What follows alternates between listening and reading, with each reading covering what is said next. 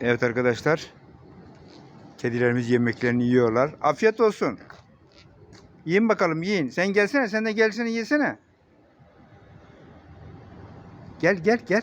Pis pis gel gel. Bak öbürünü de kaçırdık. Ye gel gel. Gel ye. Pis pis pis pis pis. Mama mama gel.